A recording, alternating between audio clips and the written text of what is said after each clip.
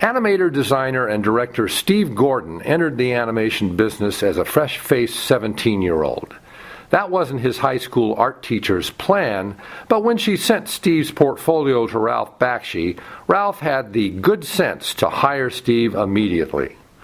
That first job on Lord of the Rings led to other Bakshi projects, and then on to assignments at Disney Feature Animation, DreamWorks Animation, and a myriad of other animation studios.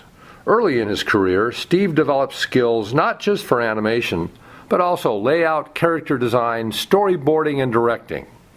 Few artists in the business have animated Disney hand-drawn features, boarded DreamWorks CG features, and also directed episodes of Mighty Mouse under the supervision of Ralph Bakshi. Mr. Gordon has done all three, and in a career that spans more than 3 decades, Gordon continues to move between television and feature projects and stay inordinately busy. We spoke in the conference room of the Animation Guild. We are here on Monday, September 17th, whatever the year is. What year is this? 2012. And we're talking to Steve Gordon, who came into the industry as an infant and has been working hard for several decades in just about every capacity known to animation artists. So Steve, to start off, what was your first professional day like in the industry? How old were you? And when you walked through those hallowed doors, what was it like? Well, I was 17, and the first day, I had been given the advice that I should try to look as old as I can, so. And you probably didn't. Well, actually I always looked old for my age. I was the kid that in high school. Looked older than you actually were. Always got the beer for the friends and stuff like that, so I was already halfway there, but, someone suggested I try to look like, wear an army jacket and, try to look like I was in my 20s or something or better, and which is a good thing because, as it turned out, if they'd found out I was 17, they probably wouldn't have hired me. You think? That might have been true. I was told that specifically. So they didn't ask you about your age, and they didn't have all of the I-9 and I don't think there was any of that in those days that I'm aware of. I don't remember filling out much paperwork at the time, and it was all kind of, they were hiring a bunch of kids not off the street, but from portfolio reviews, like a dozen at a time each week. And where was this magical studio? Who was running it? This was Ralph Bakshi. Ralph Bakshi. There's a name to conjure with. Yeah, so that was my first professional gig. And the show was, you were doing his... Lord of the Rings. Lord of the Ring, his feature. Yeah. Moving Rembrandt. Yeah, pretty much. You remember that, yes. I remember his press conference. Yeah. So I was brought in, as well as a lot of the other people, to basically enhance the photographs of orcs and whatever else. He was experimenting, trying to cut corners where he could, and with crowds and whatnot of these orcs.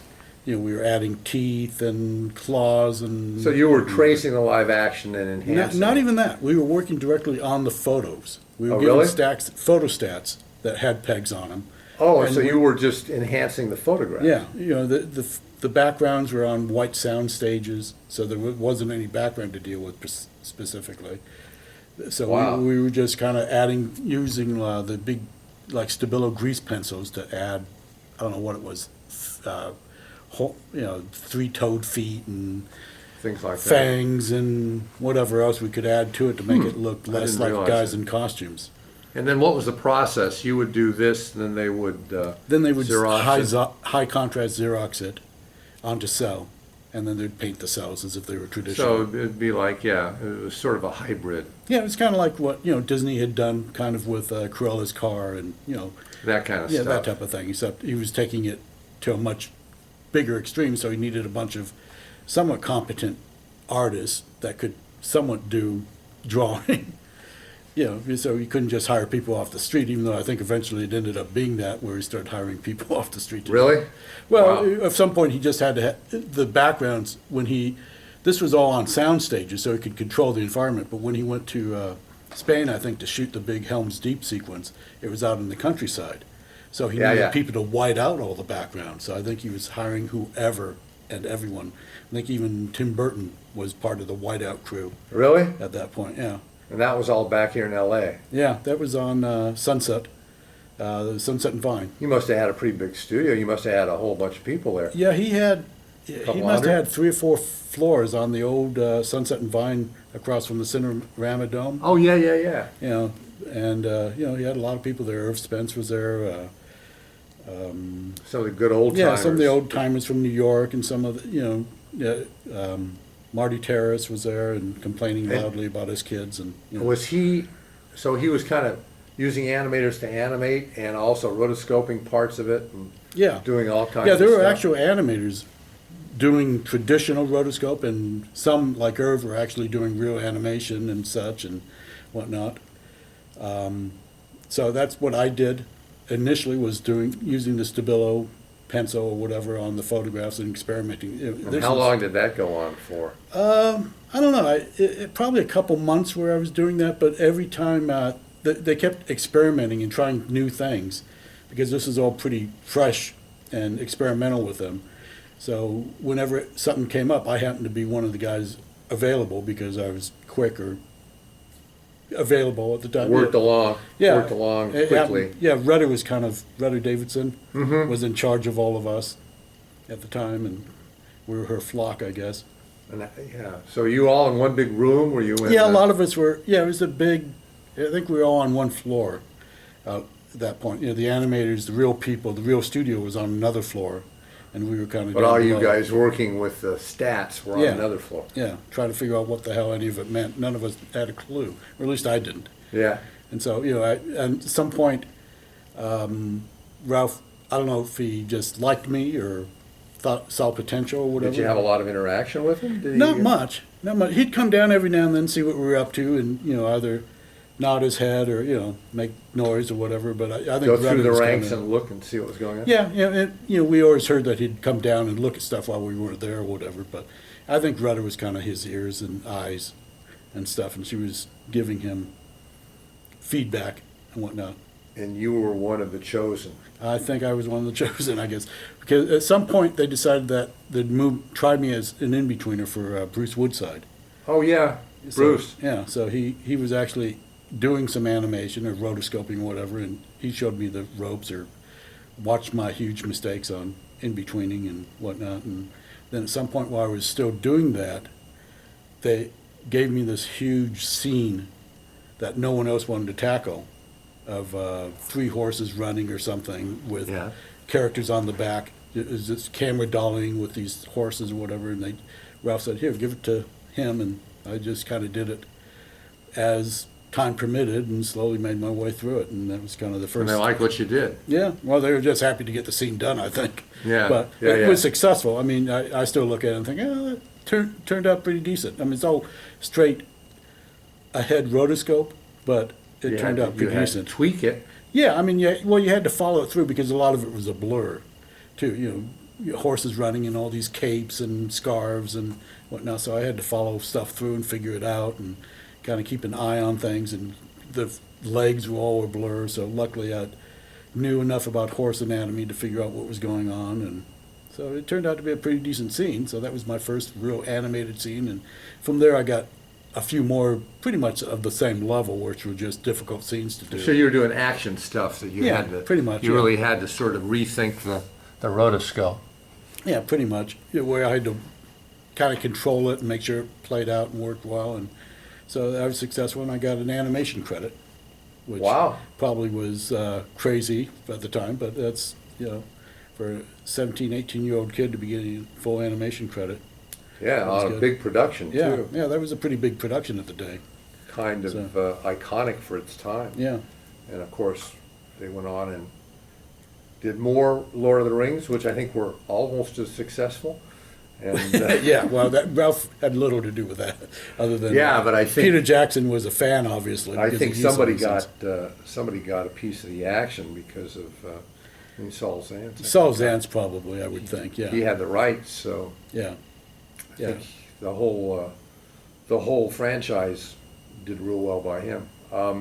So you're there for about a year then, right? And Yeah, then- maybe year and a half. I mean, towards the end of it, it was crazy. We were working 80-hour days and stuff just to get it done, and Were they people were paying you sleeping. OG?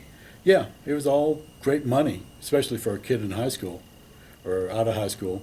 Wow. It was amazing money. in those Yeah, I days. can imagine. But some were sleeping under a desk. I mean, it was amazing. I think it was almost to Did the you point do where- any of the sleeping under the desk routine? I might have done it once. I think I don't recall now. I know I did work late hours, but Now, where did you live at that point in time? just with my parents. You're still with your parents? Yeah, in Where did they Granada live? Hills. They were in the valley? Yeah, Valley, Granada Hills. Oh, okay. So, So you just drove in every day? yeah, and then I think after that I moved out with a friend or something. I had a shitload of money and A bank account, bank account, credit card, all yeah, that good yeah, stuff. all debt. So I needed to get debt. So Had to go and start getting some debt Yeah, so definitely. you could become a functioning member of society. yeah, right. So you get done with Lord of the Rings. It's kind of your baptism, and then let's circle back, because how did you come to get there? Because you were telling me that you were like, you and your siblings were drawing like maniacs all the time you were growing up, and so you were an art major in high school, or Yeah. were you?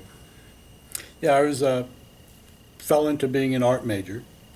I was on the yearbook and the newspaper and all those things, anything that I could do with art. And then also, I was starting to work with my art teacher on developing a portfolio so I could send it to art schools.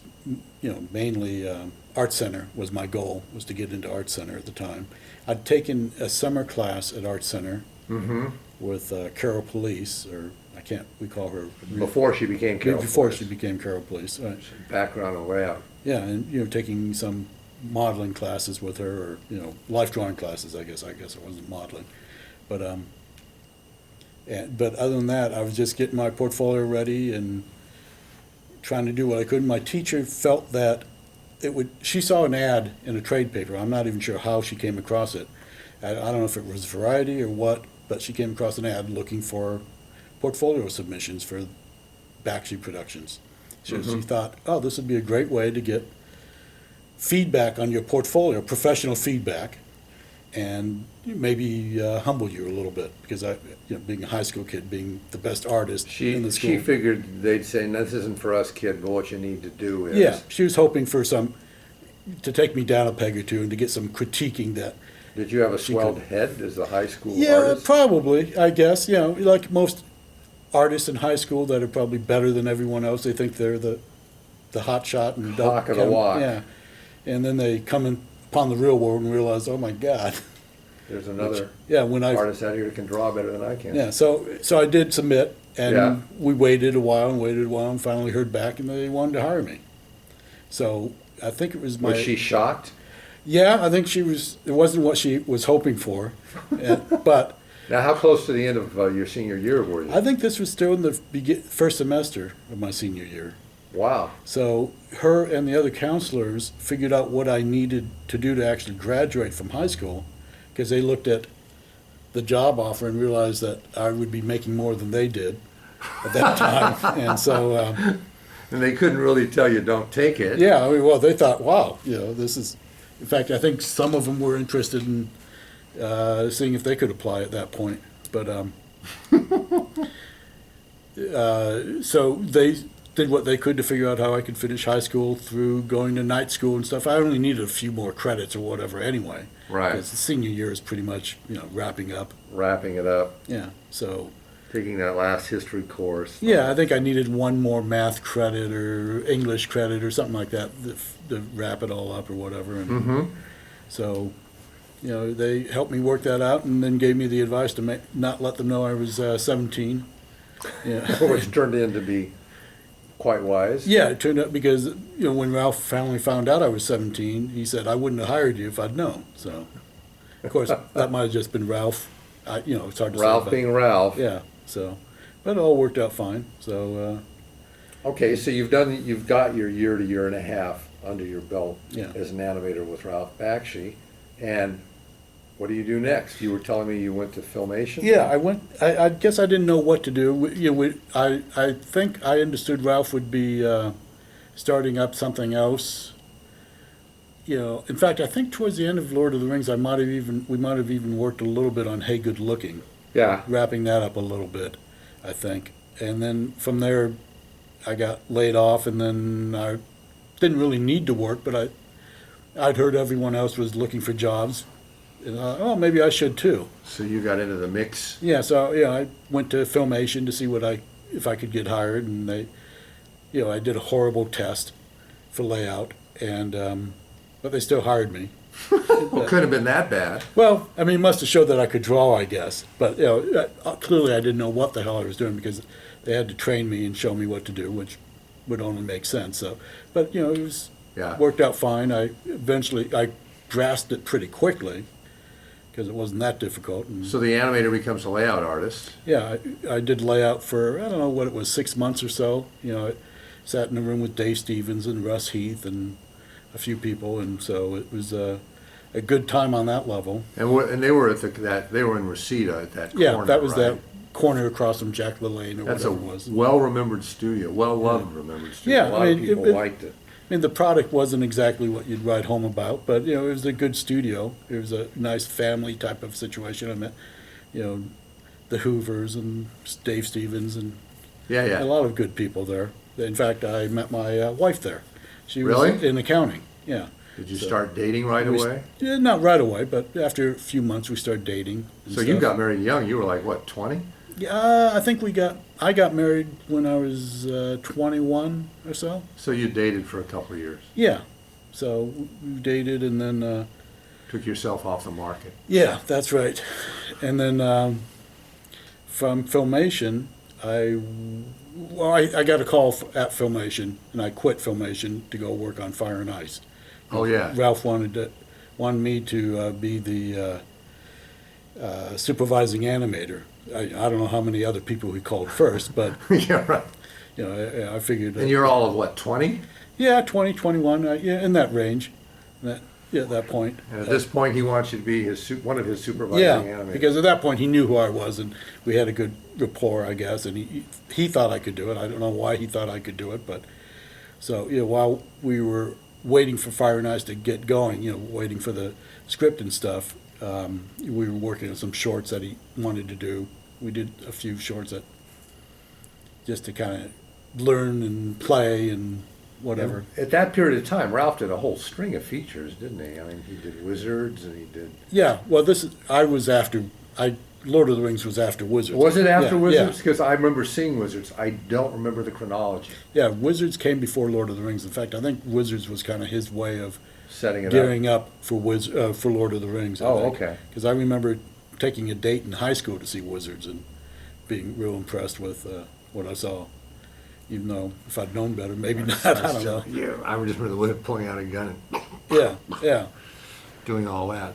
So Yeah. Fire and Ice, it finally got rolling, and Yeah, we found script got going. I mean, Frank Frazetta was there. They moved him out to California with his family, and he was there. So that was kind of a big dream come true for me to meet Frank Frazetta and whatnot, because I'd always been a big Frazetta fan, because that's what I had actually wanted to do when I was in high school. you weren't interested in this animation No. stuff. You wanted to do the illustration. Illustration. I thought I was going to be another, illustrator like Frank Frazetta or something. Yeah. I was sorely mistaken, but I fell into animation, and then that was it. Couldn't get out. Couldn't get out of it. Couldn't get So out. was Ralph's studio still at the same location as... No, at that point he'd moved to. Well, I feel like I think I'm missing something. You know what? I'm missing something. After Lord of the Rings, and we did some Hey Good Looking, then we moved to further down Sunset, the old Playboy building. Yeah. To do American Pop. So we did American Pop. That's how come I had a much better relationship with Ralph, I guess. So you had moved up to animator, and you were Yeah, working I was as an animator full-time on American animator Pop. on American Pop. And that swung right in after Lord of the Rings. And then I went to Filmation, and then I went to Fire and Ice. So basically, did you look upon Filmation as kind of a placeholder while Ralph's getting his Yeah, next I guess project so. Yeah, together? I don't know if I even knew that he was going to get something else going after that, but And I wasn't really someone who needed the money because I was just a kid with a big bank account at that point, living at home. Amazing. And it just felt like I needed to go look for something, and it felt like maybe I should expand a little bit. I looked into storyboarding and didn't have a clue as to how to do that at that point, and then layout seemed much more doable for an animator. And I didn't think I really wanted to animate at Filmation because it was all stock at that point and whatnot. Yeah, yeah. Oh, sure. So I fell into that. So And you wouldn't Yeah. have, if you hadn't been there for 6 months, you wouldn't have met your wife. that's true. Things would have been completely So different. you would Yeah. have, So it was preordained. that's right. Kismet. But to answer your original question, his Fire and Ice studio was in Sunland. Oh, okay. Wow. He went, Yeah. so he went from Sunset in Hollywood Yeah. to Sunland, the Valley. community up in the foothills. Yeah, more or less, but it was not in the foothills. It was on the main drag out there. I don't remember the street Sunland name. Boulevard. I Yeah, know something it's like down that, there. yeah. It's- But it was a decent building in fact, I think someone said that his name's still painted on the side of the building. Wow. I would have to. I don't even know if I could find it again. It's been 30 years, but That's amazing. So, what was your relationship like with Ralph? How was he as the top kick? Because there's so many stories that circulate about Mr. Bakshi. I had a good relationship with him. Had very few arguments with him. I mean, it was very father-son sort of. If anything, a lot of the stories I hear, I know aren't true. Some of them might have a grain of truth, but a lot of them come from people that got fired by him. I mean, he disgruntled. could be very bombastic if you pissed him off or crossed him or whatever, but I never really did, so I didn't run into that too much. Yeah. So it's So what was his style? What was his style of direction? And were you in there sweat boxing and stuff? And not sweatboxing wasn't so much because you got to remember at that point he was shooting a lot of live action, so his input came in live action point, and that's why he kind of needed a supervising animator to kind of key the scenes to make sure they're all on model. Yeah. And to also watch what the animators was doing. He'd come in and he'd look at stuff, yeah, but that wasn't as big a concern with him after the fact. I mean, if there was an issue going on, why isn't the scene working, whatever, I'd go to him and would work it out, or I'd work with John Sperry and stuff and try to figure out things, or other Yeah, animators that were there. yeah. Were you the only? How many directing animators were there? Just me. Just you? Just me. Wow, 21 and Yeah. And there was a lot of resentment. There were a couple of animators that I think he finally had to fire because they wouldn't work with me. really? I mean, You were just too much of a pup. Yeah, I think there was a lot of that, just anger and resentment. I won't name names, but there were some that just couldn't get over the fact and just didn't like it. And, either they left of their own accord or Ralph got rid of them. Just it wasn't conducive to making the film. And, Ralph would pluck people and put them here and there. oh, yeah. I mean, He didn't observe the seniority he didn't system. observe protocol by any means in the business. No, and I understand that. Yeah. But, he's starting up a studio. There's no pecking order. Yeah, and there probably shouldn't be. Talent should rule out regardless. Yeah. I mean, obviously you don't want to degrade someone but if they've got the talent, then they'll Absolutely. do fine there or anywhere. So, but, that worked out fine. After a while, it didn't become an issue. I mean, after you're on a film for about a year, Yeah. so. So, you were on that film for another year? Was that- Yeah, I'd guess it was a year. It's hard to recall exactly. Year and a half maybe. I don't know. It seemed like it was longer. And But when that gig ended, then it was off to a new studio, or Well, were then, you waiting yeah. around for Ralph? no, at that point, he didn't want to do any more of these low-budget movies. In fact, at one point, he talked to me and Bruce Woodside, who was one of the animators on the film, about doing the next picture, which we'd been told he was been offered to do, which was John Carter of Mars, Yeah. by ERB, and he didn't want to do it. It was only going to be another $4 million movie or something, which is what Fire and Ice, I think, was at the time, or Right. maybe less, I don't remember.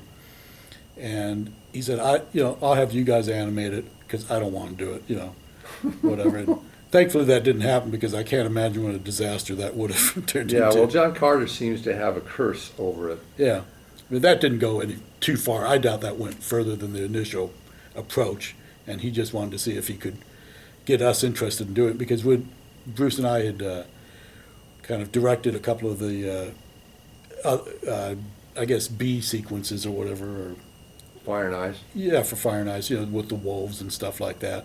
So he knew he could probably trust us together. And what was he going to do? Just produce? Yeah, he said he'd just sit there and produce, put his name on it and kind of watch. But like I said, it didn't go too far. So it was just one of those, gee, wouldn't that be great? And okay, next week something else is happening. So Ended up not making yeah, so it. we didn't think I didn't think there was going to be anything further, and there wasn't for a long time. And from there I went to, I guess I just did some freelance for a little bit. Picked up work here and there. Because now Yeah. we're in the middle of the early 80s. Yeah. I mean, not the Yeah. middle of the 80s. No, but the early 80s. 82, In fact, I went 83. to, God, I can't remember his name. He was a background artist that had his own studio, and he did that Pooh movie. Okay. God, I can't think of his name now. Rick Reiner. Rick Ryan. Yeah, Rick They Ryan. Oh, hired- yeah. So were you doing Winnie the Pooh in a day for Eeyore? Were you one of Yeah, the... he'd hired me to do layout on that, and I'd applied everywhere at that point because now I had a family. I had a kid. I had a kid during Fire and Ice, and obviously Wow. family now. So now I needed the work. Understood what it was. Oh, this is why Suddenly everyone it's had been like, looking this is why everyone was obligations. looking for work after their last gig. So I got that job, and then by the end of the day, my first day at Rick Reinhardt's, I got a call from Ed Hansen saying Disney. that he didn't want to hire me, but they wanted to hire me. He said it was up to him. They wouldn't have hired me, but he was being forced to hire me. So, Well, that's a nice thing to say. yeah. Well, Usually you nicer remember than Ed. that. Yeah, he's the guy that fired me from Yeah. Disney. But he was a nice guy. No, yeah. After that, I had no problem with him. I mean, it was just that clearly he didn't like being gone around. I think is what he saw it as. I think it was Rick Rich that had insisted that I get hired, and I think the only reason why I was hired was because they had Mike Plug doing all those henchman designs and stuff, Yeah. and they looked at my reel, which had Fire and Ice on it, or maybe I didn't even have a reel. I probably just sent in pencil drawings or whatever at that time. I don't think anyone had reels. Right. But anyway, so No they silver prob- disc in those days. No, so they probably figured out, gee, if he could do this, he's worked on other productions Mike Plug worked on, and he worked with Frazetta, maybe he could do these characters.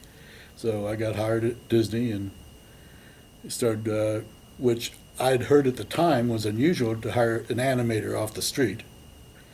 And Yeah, they had their little training program, and they Yeah. had everybody go through as a trainee, and then you became an in-betweener, and Yeah. then you worked your way into the rough Yeah, in-between. and all that at stuff. Disney I ran into more issues like that because the fact that I'd been brought in off the street to animate, I think bent a lot of people's noses out of place that were in that training program So, let me get this straight. You were at Reinhardt's, Rick Reinhardt's, for a day. and then Ed Hansen was forced, against his will, Well, yeah, to, according to him, yeah, to hire you. right. And so you left Rick's after one day of layout Yeah, I talked to Rick. and moved to, Yeah, and went to I talked to Rick and told him what happened. He said, "Don't be stupid, go for it," yeah, which made sense because clearly even if I'd stayed on the entire production of that Pooh, it would have it been was at the end of it, you're done. 5 months or whatever, or 6 Sure. months or whatever, if that. And so he agreed that was a smart move. So no hard feelings, and I went to work on that. In fact, I think I worked later for Rick on a couple of freelance jobs or whatever. So Yeah, yeah, he was a nice guy. Yeah. I knew him a little bit. So what did you do when you went into Disney? You came in as an animator, not Yeah, as I came in working as an your way animator. up kind of yeah, a deal. I think I saw the screening of the story reels, and they handed me a scene that the first day or the second day or whatever. I This got is it. Black Cauldron. Yeah, Black Cauldron.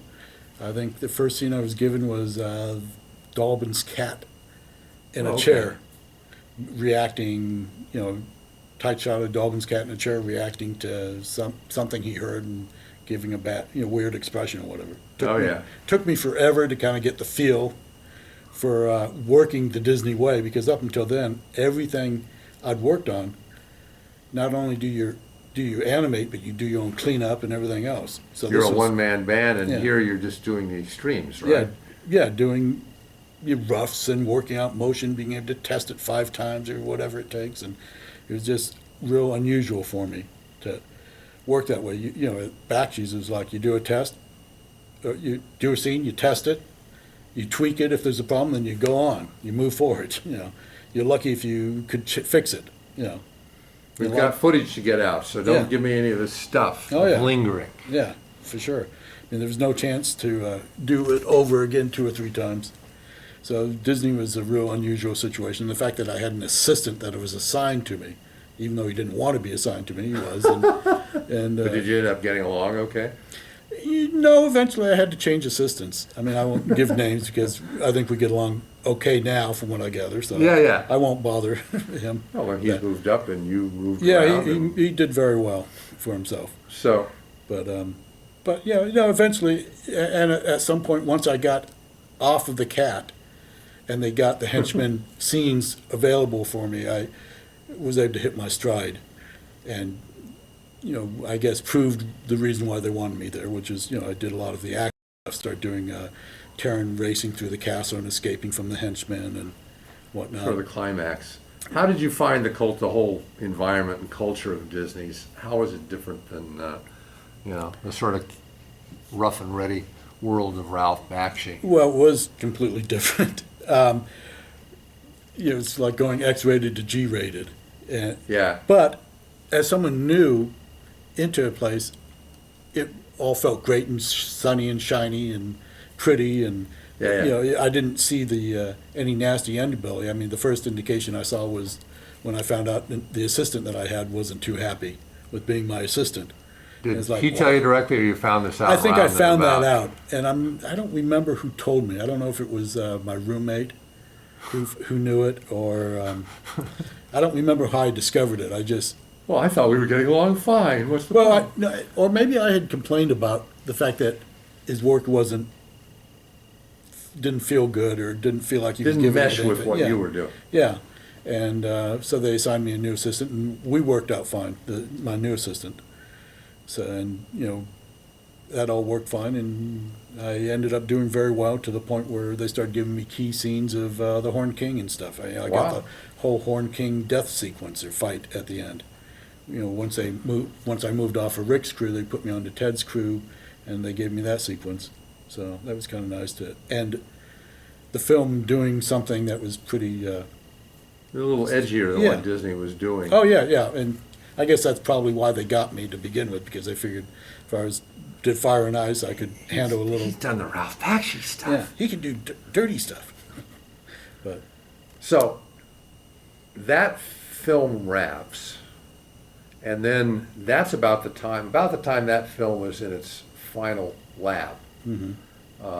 Ron Miller is thrown out the door, and these 2 new guys from Paramount come in. Or 3 guys, Frank Wells from Warner Brothers, and Michael Eisner and Jeffrey Katzenberg from Paramount. And I remember Eisner's quote to Katzenberg was, "See that building over there? It's got the animation department in it. They're your problem." Yeah. Yeah. So these guys were not gung-ho on animation. They were later, but they weren't at the beginning. No, they saw it as the bastard stepchild, I'm sure. Yeah. So when you finished up the Black Cauldron, what was your next assignment? Because you're still at Disney. Yeah. Well, at the end of the Black Cauldron, for my stay on it, I don't know that they'd shown up at that point. Maybe they had. I think I started on Mouse Detective or Basil at that time before they showed up, and had just started getting my feet wet on that one. Right. Because at the end of Cauldron, I was getting all the perks and stuff that, giving me the silver pass and giving me what was considered a big salary and stuff at Disney and In those of the days, days, yeah, you know. you were ooh. 30 or 40 bucks over scale. Yeah, well, I mean, I think, oh my God, it's $1,000 a week or whatever it was, you know, it's like, you know, which I was thrilled with, and Yeah, But, a lot of money in those days. yeah, so it was, Those you know, it was simpler a good times. high salary at Disney and the pass and the credit card and, you know, all the things that they could give you to make you feel like you're one of the group. And then I went on to Basel, and suddenly things felt different, but that was a whole different crew, whole different bunch of people. Yeah. I mean, you know, What were you animating on at the beginning of Basel? some miscellaneous stuff. I did some of the barroom stuff on Basel where they're in disguise, Yeah, I think. that was put in early. Yeah, I think, and then I was working for Dave Mitchner. He was the director, my director on Basel at that point. Yeah, And yeah, he was a fairly easygoing guy. Yeah. He would let animators alone to do their work. yeah, and he didn't seem to have a chip on his shoulder or issues or whatever. And then there seemed to be some. Well, he moved off of that, and about the time he moved off of that, there was some issues going on that probably better not to get too much into. No, but, no, yeah. well, I remember But, all yeah. of the shuffling that went on. Yeah, and I ended up with being put into development, as you know, with on Oliver and Company, Yeah, yeah. with Pete and George and you and Gary Trousdale, I think, and Rick Rich and I guess Ted for a little bit on that. Ted was in there. Yeah. Ted retired shortly after. Yeah, I think he saw the writing on the wall and wanted to beat it out, but I remember that. Yeah, and I was on that for a Rick little and I while. departed on the same day. Yeah, yeah, there was Terry, Rick, and I, we all went. Oh, that's right, Terry, right, yeah. Terry Noss. Yeah, so I was on that for a while in development. And then I was Then Pete passed away. Then Pete passed away. And then about that time, they were reshuffling again. And I think that was probably about the time that they decided to get rid of Rick, you, and Yeah. Dave, and That was whoever early. else. That was Yeah. early in '86. Yeah, So Pete dying seemed to be he like died. the trigger. He had died 3 months before. Yeah, but that seemed to we trigger left. the events. Yeah, it was there. right when Peter Schneider came in, Yeah, and nobody knew what to make of him, and he was getting his feet wet, all that. yeah, kind of and stuff. none of us knew how to work with him or around him. Well, or everybody whatever. at that period of time thought, well, they're going to shut down the whole division. Yeah, I mean, that seemed to be what was in the air. And then, of course, yeah, the three of us left, and it didn't matter what was in the air because we weren't breathing it any longer. But Exactly, you yeah. stayed on for quite a little time. They stayed on for a little while. You know, they shifted after Pete died. They decided to shift me back into animation, but then, you know, the animation didn't seem to get going for a long time. You know, I think we tried some experimental stuff or whatever, but it never really happened. I don't think until yeah, it was probably maybe another 6 months. I don't know, something like that. And then I got a job offer to go do some small thing that seemed like a good reason to leave, and Andreas was leaving and Phil was leaving, and a lot of the people that I hung with at that point, they were all kind But of Andreas getting came it. back, didn't he? Well,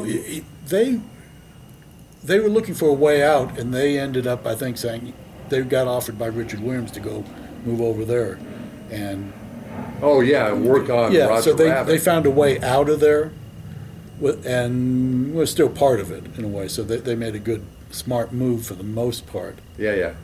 But you know, they I know at the time that I was looking for a way out, I think they were feeling the same. Yeah, this doesn't feel kosher here, but I don't want to speak for them. Right. So Yeah. you go on and you work on small outside projects. Yeah, small outside projects, and then eventually, I think from there I went to work for Ralph again on Mighty Mouse. Directed some Mighty Mouse episodes. You know, a handful Now, was of that Mighty your Mouse. first directing gig, or you directed Yeah, before that? well, it depends on what you want to call directing. I mean, I directed, you know, some stuff at Fire and Ice, I guess. and Yeah, yeah. whatever.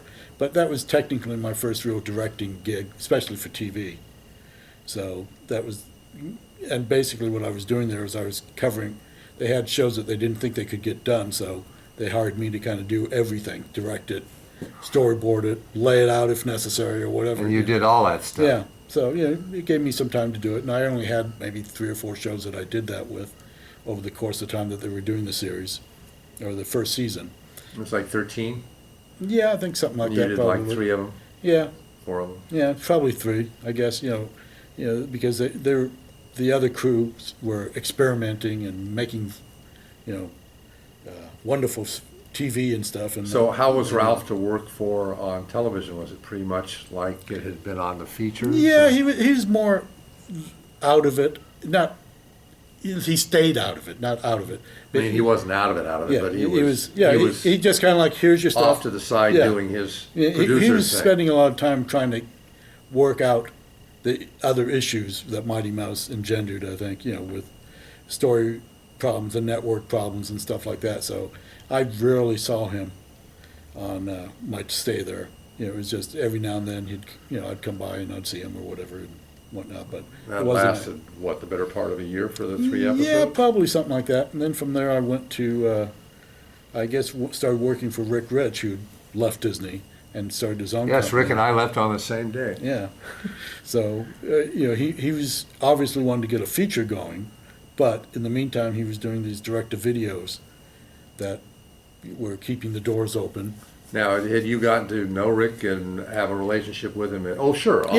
Black Cauldron. On Black yeah, Cauldron. Yeah, he liked me. You were in and- his unit. Yeah, I was in his unit for most of the time there until towards the end, and we had a good rapport, I guess. And when he started up and he saw me as someone to call, once again, maybe I was his 5th or 6th call, but I don't know. But either way, I took the job, and it was I was designing characters. Actually, I know what happened is I was designing freelancing designs for him for a while, and then when I needed work, I asked to see if he needed someone for staff, and so I came on to staff.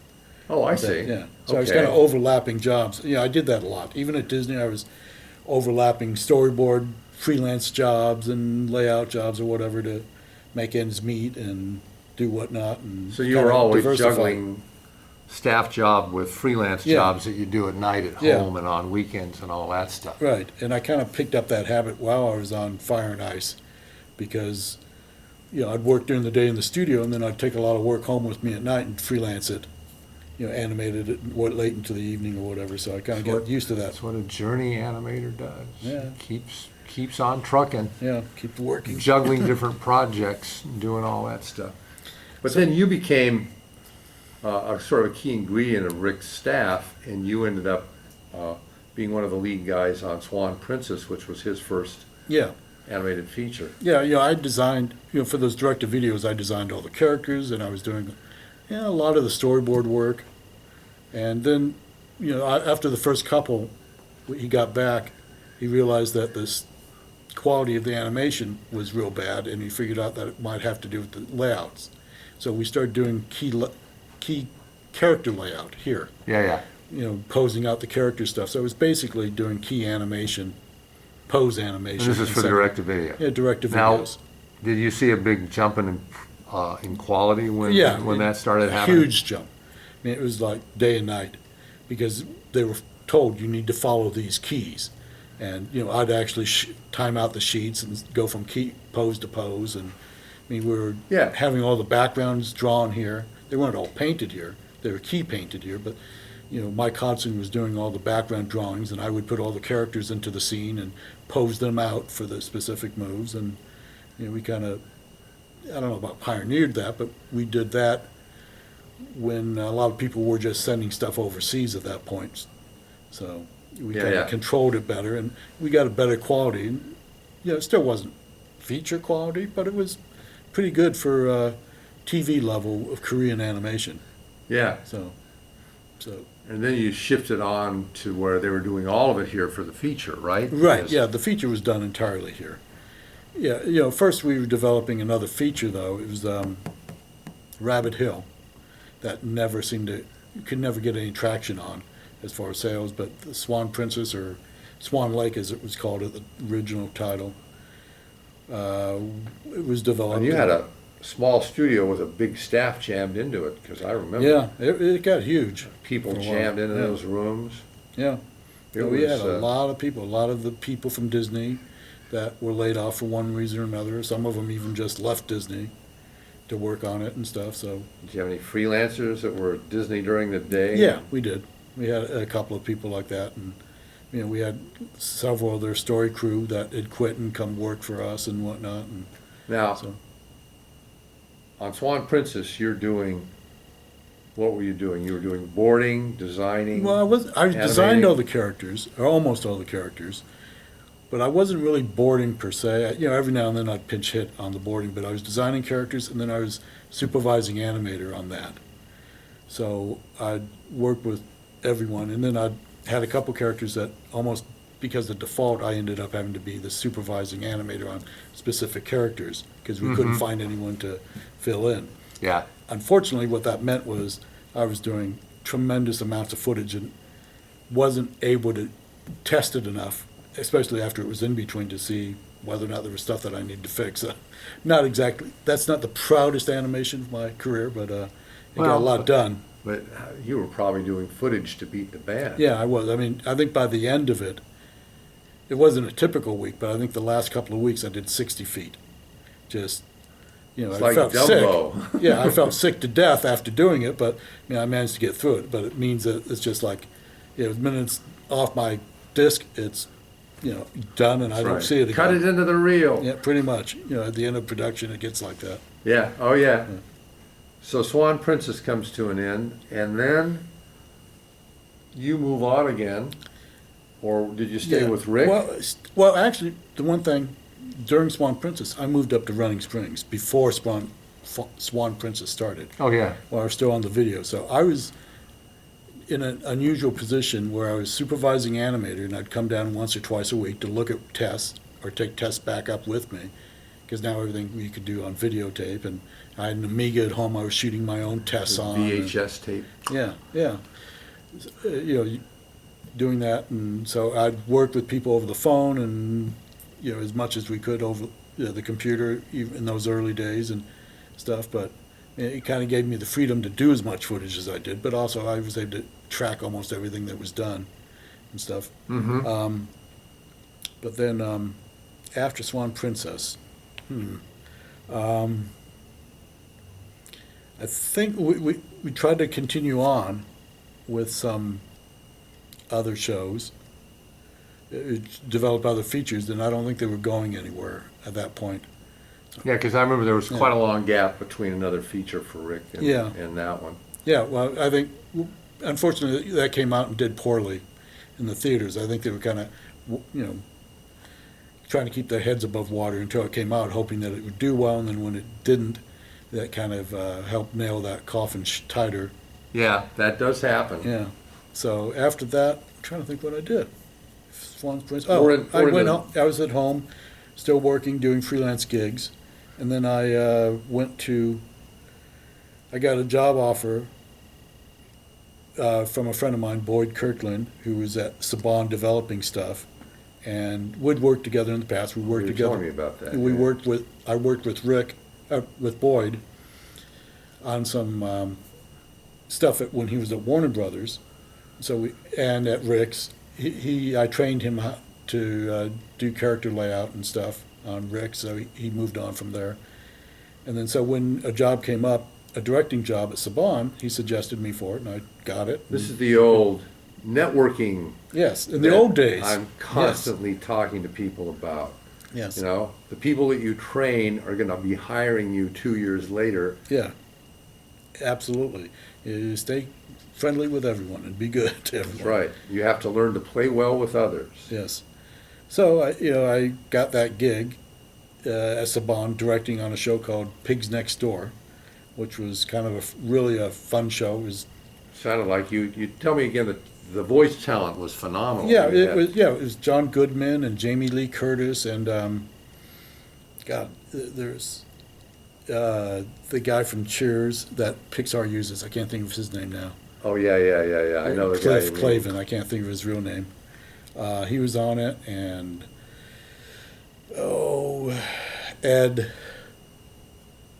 the environmentalist, I can't think of his name. Ed Begley. Begley, yes, thank you. They had a real good cast on, and it was a really funny show. I never saw any of the completed episodes, so I can't speak to them, but I thought it was a really smart show. It was about pigs that moved into a human neighborhood, and they kind of were the brunt of every prejudice anyone could have, whether it was a religious prejudice or if it was a color prejudice. They all kind of Sloppy prejudice. yeah, whatever. It was just, there was an episode I directed that was all about their holiday, which was a thinly veiled, Jewish holiday thing, and so it was kind of a good show, but And you it never liked the got in. show, and Yeah. then the chief guy, Chaim, didn't. Yeah, I guess when he saw finished episodes, I understood he didn't think they were funny enough, and so he didn't want to put them on his network at that time, which he owned. And so I guess they aired in Germany, but I've never seen a single one, so I have no idea what they turned out to be. It'd Whether be they were nice if funny they or would pop up somewhere. Yeah, every now and then I'll check YouTube or do a Google search and see if there's something about it. And Nothing. nothing. Yeah, I think there was one part of one episode that popped up somewhere that, since I didn't work on it, I didn't really Yeah. pay much attention to it. So Yeah. And then after, was it about that time that you moved on to DreamWorks, or were there several other gigs no. before? From there, Boyd left Saban. He got a gig at Film Roman producing X-Men Evolution. Oh, okay. So we had been trying to get together a reboot. At Saban's, they had an Avengers show that they'd asked Boyd to try to rework and fix and whatever. So he wanted to do it with me at the time, since we both worked there. And whatever reason, he decided to quit, and he got the better job offer at Film Roman. So he called me, and he wanted 3 directors. He wanted me to be one of the directors. And I fell into being the character designer on that. I don't think originally it was intended that I'd be the character designer, but Back to your roots. yeah. So Character design, and you were doing a show at Film Roman, and what was the show? X-Men Evolution. X-Men, yeah. Yeah. So the Avengers, X-Men, it was all a Marvel stable. Yeah. So, I mean, we were to develop a show that we were afraid was going to be X-Men babies, but it turned out to actually, That would have been bizarre. yeah. Well, I mean, that's kind of almost how it was pitched in a way. Really? Because Muppet Babies was real hot at the time, and all those Tiny Toons and stuff, and we thought, oh boy, is this really what they want to do? And then we kind of found a way to make it work for us, where we turned them into teenagers in high school, which is Well, it's better than superheroes in diapers. yeah. And since the X-Men actually in the comics started out as high school kids for the most part, it sort of made some sense. They mixed up the lineup or whatever, but it gave me an opportunity to design a show all by myself, Yeah. almost all by myself, and redesign these classic characters. So I got a chance to redo all these characters and come up with new takes on all of them. So it was fun, and turned out to be a real good gig. It was How long did that last? well.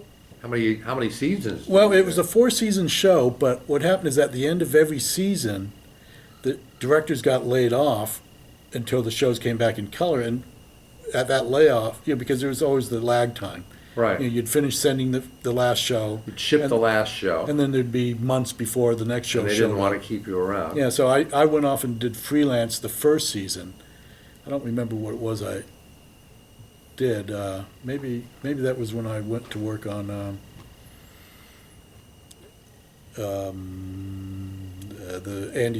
Adam Sandler movie. I can't remember. Oh, yeah, Eat Crazy Yeah, Nights. Crazy Nights. I might be getting these out of order.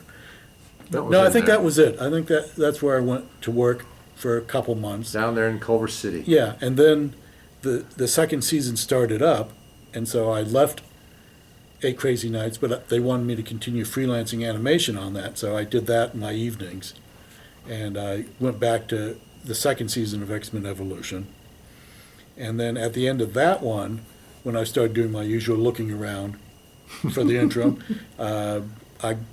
someone I knew from DreamWorks that I'd been using as a freelancer, as a storyboard artist, got me in, or helped get me into DreamWorks. So I went to DreamWorks at the end, and then at that point, for seasons 3 and 4 for X-Men Evolution, I just freelanced design work. And you weren't storyboard. directing. I wasn't directing on season 3 and 4. So You're a man who travels. Yeah, yeah, keep jumping and moving faster than. So, what was DreamWorks like? Were they still on the Universal lot when you first No, they were got on. there, or had It was they the moved to campus. Glendale? It was the campus. So And how did you find the place back in those early days, relatively early days? You weren't there for the very first one. no, but- I mean, I started. I was hired to work on Madagascar, the first Madagascar, and that lasted for a couple of months before they shifted me over onto Shrek 2. And you know, it was, I don't know, as a storyboard person, it was different because I'd never worked in storyboard on a feature. Yeah. And so it was a lot of, rework and rework and rework. You know, okay, someone finished this sequence, you redo it now. Well, you were working on two hit theatricals back to back. What was your take on each of them at Well, the time? on Madagascar, I didn't last long. I was only on that for a couple of months. You did a couple of sequences? Not even that. I mean, I made it up to the screening, the first screening, I guess, and I think, from what I understand, I made some story suggestions, like they didn't have an act two or things like that that didn't sit too well, and so they decided to shift me over. Right, onto, the first one didn't have an Yeah. act two. and so they decided to shift me over onto Shrek 2, which I was on that a good long time, I think. How many you must have worked on a bunch of the sequences. Yeah, I mean, You- well, reworked.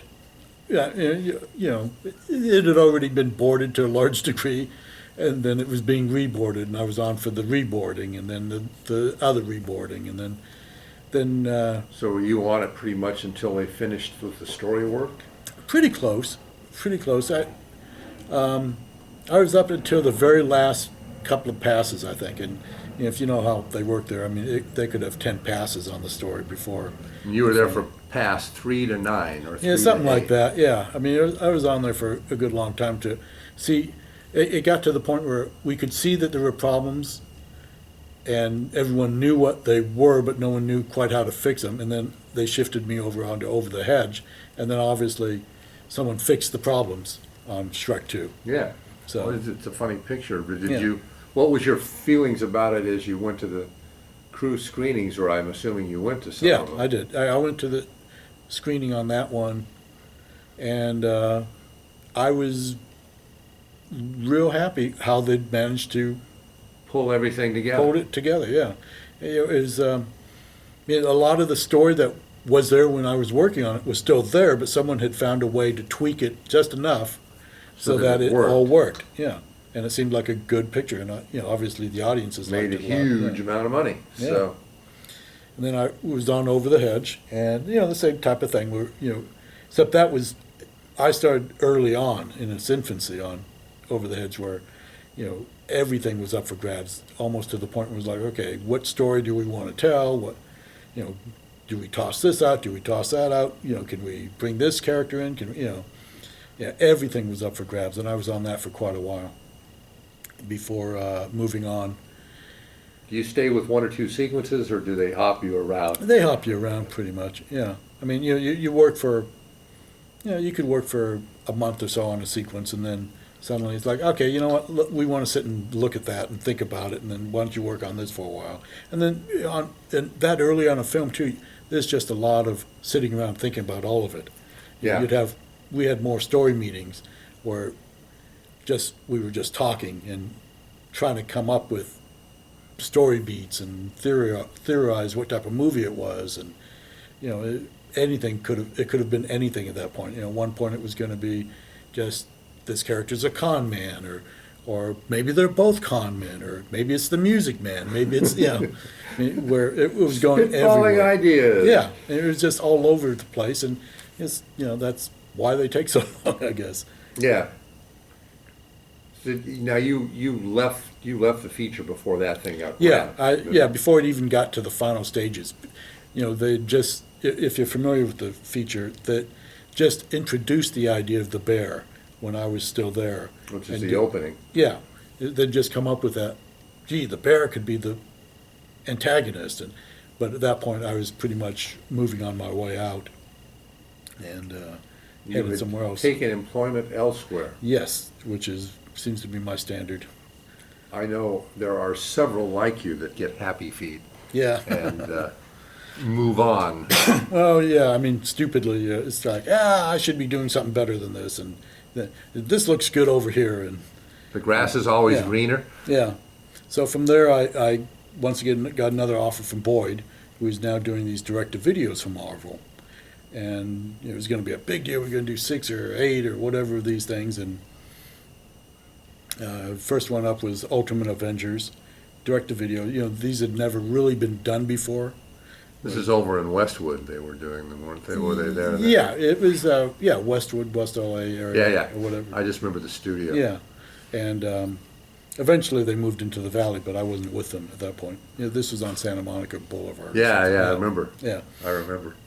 so we were doing that, and I was designing all the characters for that, and I was one of the 2 directors on that direct-to-video, and then we were to move on to the second one after that, and I decided that I wasn't real happy with the situation there. So I continued to do the character design because it was a sequel to the first one, Right. but I didn't want to continue directing on it. So I did that. And what did I move on to from there? Boy. It's just a blur of activity. Yeah, with you. I don't know. It hit me. But from there, what did I do? Because now this is like the late '90s, I think. Yeah. At this point. Yeah, Or I would think so. even the early. I think it was even Yeah, the early this is probably 2000s. 2000s, yeah. In fact, I know it was, yeah. God, what did I move on to? I am blanking I out. can look at my crib sheet. Okay, good luck. You worked at Disney Television Animation. on a Well, bunch that of was actually stuff. while I was at Disney that I did all that. I did a lot of that. Oh, that was in the '80s. Yeah. Yeah, that was while I was actually at Disney and elsewhere. I was kind of doing that. And then I did a bunch of direct-to-videos work, like Hunchback 2 and Lady and the Tramp 2. I storyboarded on those. But those kind of intermingled with all these other jobs that I was doing. You've got actually the stuff that was you had The Legend of Tarzan, The Trumpet of the Swan, Lady and the Tramp 2, Hunchback of Notre Dame 2, and then you worked on Over the Hedge. Of course, your Over the Hedge gig was probably much earlier. The picture comes out Yeah, much later. right. So, and then you're on Biker Mice from Mars, Terminator. Oh, okay, that's what I did. I Salvation. went over and got a gig working on Terminator Salvation, live action film. Yeah. I think that was next. Maybe not. Then you have The Prodigy, Well, that was just some freelance stuff. Planet Home. Trouble with all your credits here, you've got a lot of them year to year, and some are on staff, and Yeah. they don't say which are They freelance yeah, and they which overlap and they happening at the same time. So I can see myself as a plate spinner. I got to keep all those plates spinning at one time, and as long as none of them stop, I'm good. So, I guess my question to you is, of all the stuff that you've done, or of all the stuff that you've seen, this is my classic questions on both of these. One is, first let's go over, of the stuff that you've had a personal hand on, let's go there first. What would you rate as your top 3, 4, or 5 of them?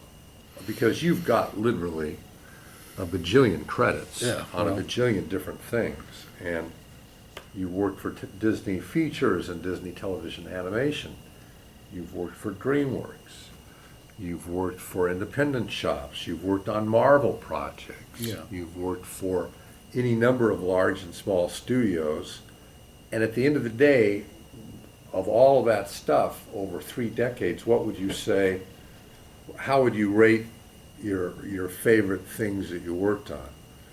Well, for varying reasons, they're not all the same reasons why I like something. Like I think my best animation was on Black Cauldron because I had a chance to actually take the time to do it right, which I didn't often get the opportunity to do. Because on the backsheet things, you had to Yeah, slam you had to bam ball and move through on. it, yeah. And Cool World was in there somewhere too. I Yeah, forget. yeah. But Oh, yeah. Cool World was before Swan Princess, actually, I think. Oh, you must have been on that for 9 months. Yeah, but I was freelancing on that while I was at Rick's doing Oh, the okay. direct-to-videos. Because you weren't on Ralph's staff, because he was just down the hill. Yeah, but I ended up being the key animator on Holly and Lynette, their key female animator, I guess.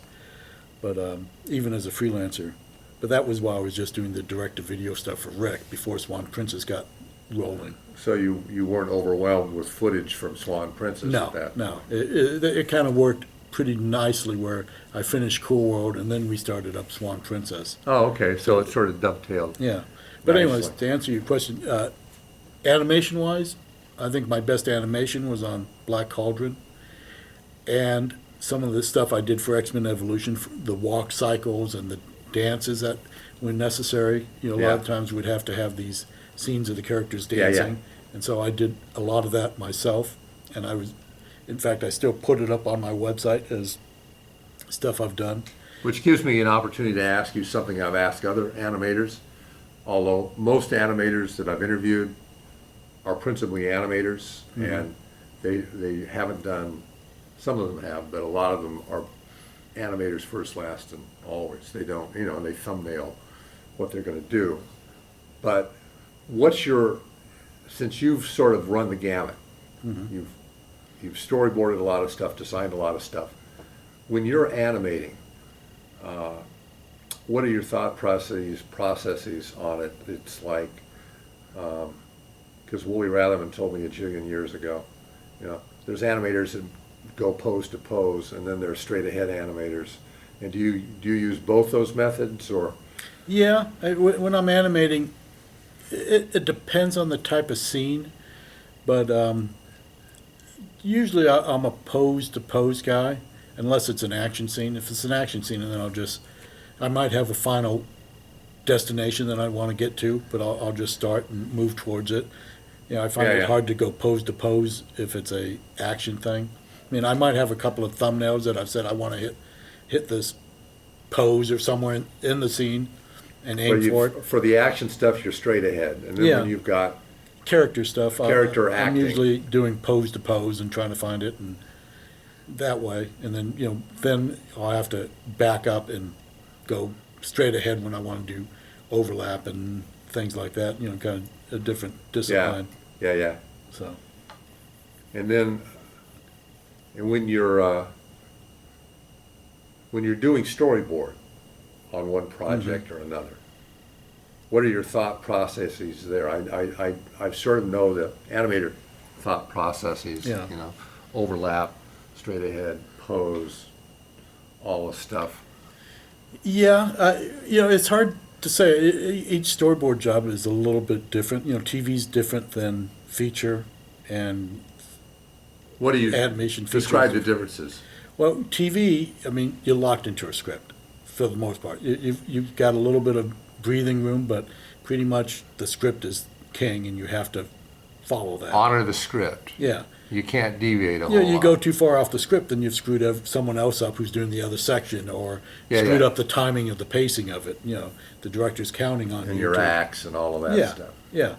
So you pretty much have to follow that, and plus you may not know what else is going on. So, I mean, I've given up at this point reading a whole script. It's very rare I'll read a whole script. I'll just read what I need to read to do the storyboard. And you hit the mark. Yeah, pretty much. It's a different thought process. But with TV, usually I'll go in and kind of plot out with notes. I'll take the storyboard or thumbnails and I'll plot out with notes what I want. Right. But putting dialogue and action, and then I'll come back in and do drawing and work it out that way.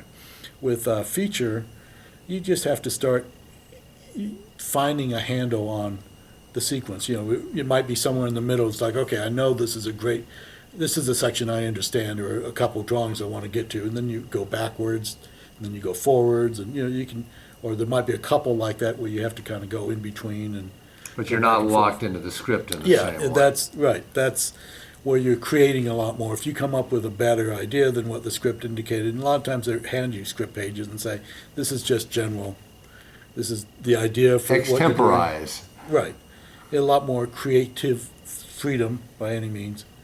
And the one live action gig I was on kind of was sort of the same way because we were working on Terminator Salvation during the writer's strike.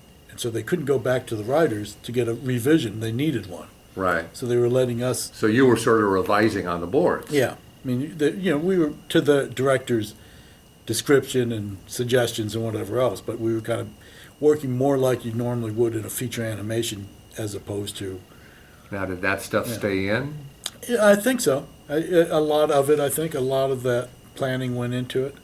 Stuff, one of these days I'll watch the movie and make sure, but I could tell from the commercials a lot of my sequences made it in, so I assume so. So how did you board pretty much the whole live action? No, Sure, were you just doing about a third of it, or? Not even that much. I mean, I had 3 or 4 sequences that I kept boarding over and over and over. They'd get a new idea and say, okay, rework that.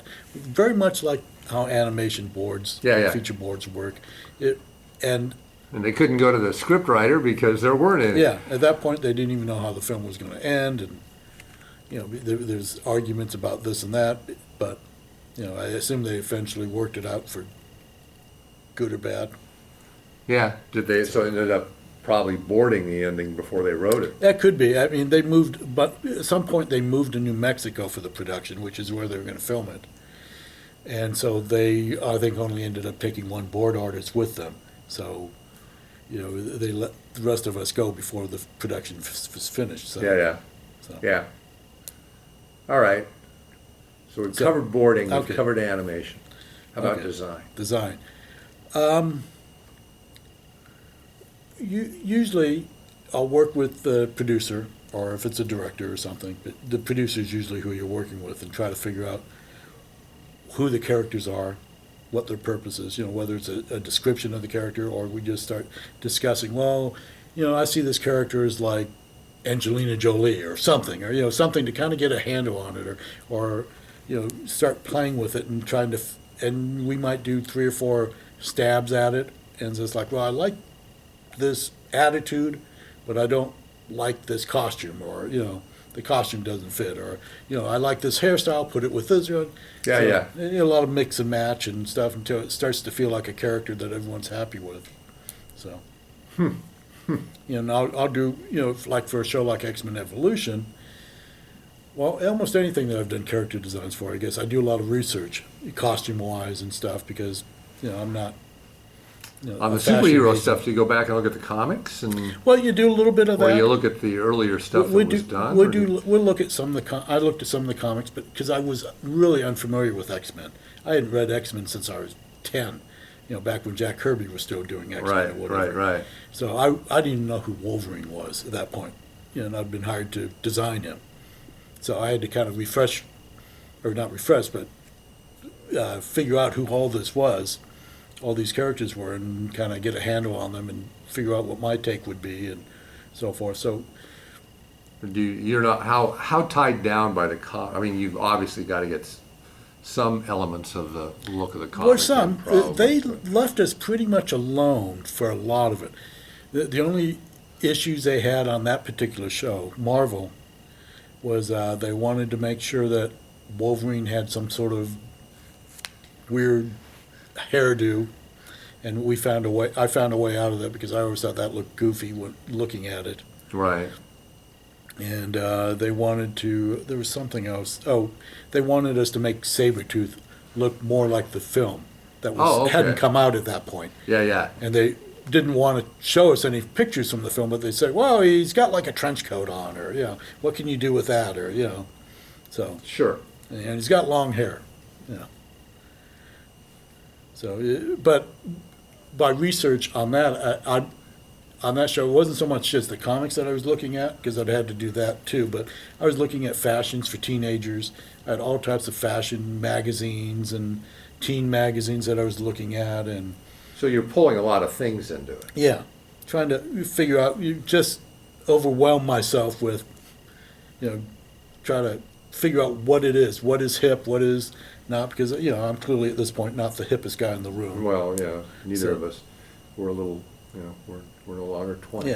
Yeah. So I do a lot of that, and plus then look at Well, like I said, maybe he's like this character or like that character, actor and stuff. Someone we can immediately hang on to, and say, that's him. Or maybe he's like your son, or maybe he's like my daughter, or she's like my daughter, or something Right. like that. Something we could grasp on, because we had a big cast, and we needed to kind of hit the ground running as fast as we could, because development was very short on Yeah.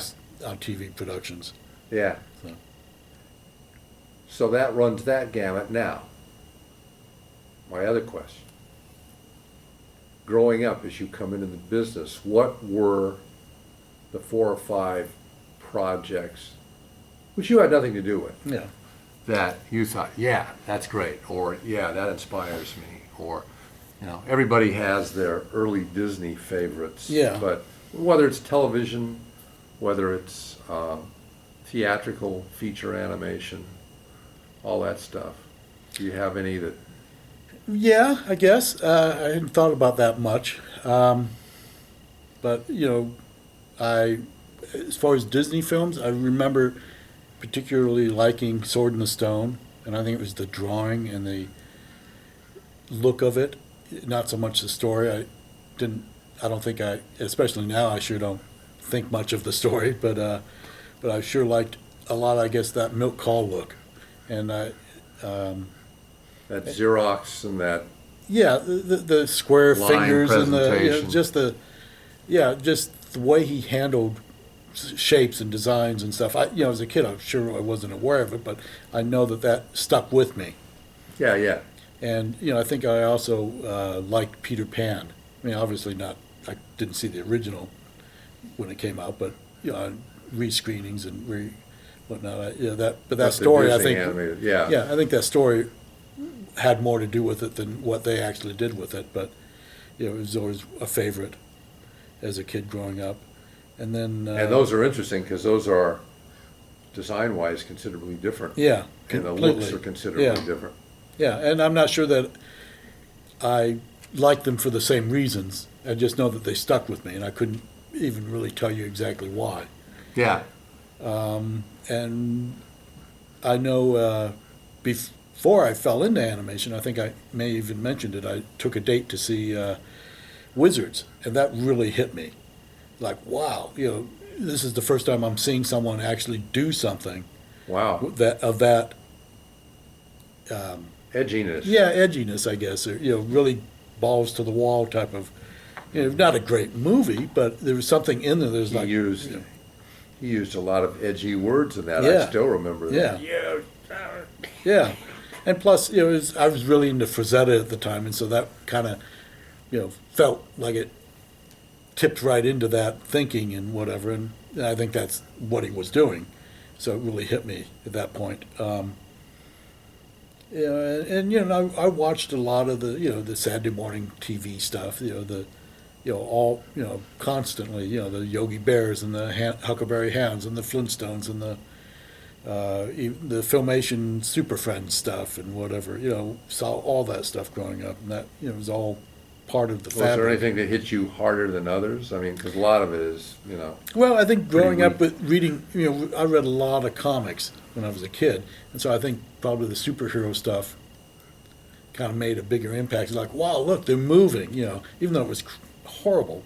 yeah, yeah. And, and Johnny Quest obviously was a big thing. I loved that that wasn't so horrible, but just loved the fact that here's an action adventure thing, and it looks relatively good for a lot of it, So, So, where do you want your career to go? This is my last question. okay. Where do you want your career to go? Or is it just a matter of what's out there and what's available? Or do you have a direction that you want to push toward? Well, as if you couldn't tell, I plan on staying. My career has lasted as long, and I've been employed as long because I've been diversifying, and so I'm still doing that. Actually, what I'm trying to do now is get into comics. I see that as, even though it's not a great medium for pay, it's something I could probably do long after I might be employable Yeah. in this field, in this industry.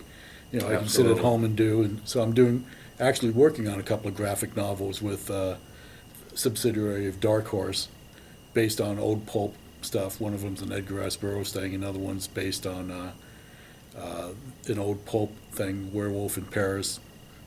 So I'm doing that, and continuing developing other outside projects that we're trying to pitch to TV networks and such, and just I'm kind of staying open to whatever pops up.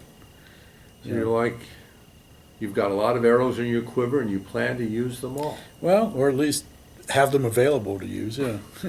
If the opportunity Yeah, arises. something. I anyone who says, "Gee, I want to talk about job opportunity," I don't blow them off until I see whether or not it's something that fits in with what I'm currently doing, and I have the time to do it or not. I'll listen to almost anything.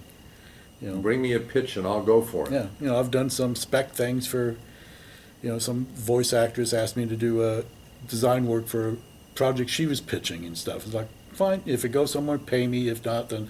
So I spent 4 hours, but you never know. I mean, You never it know. could happen. And you make a friend. Yeah, exactly. So all that stuff. Well, Mr. Gordon, I think we're at the end. Thank you very much for your time Good. sharing this afternoon, and thank you very much. You're welcome.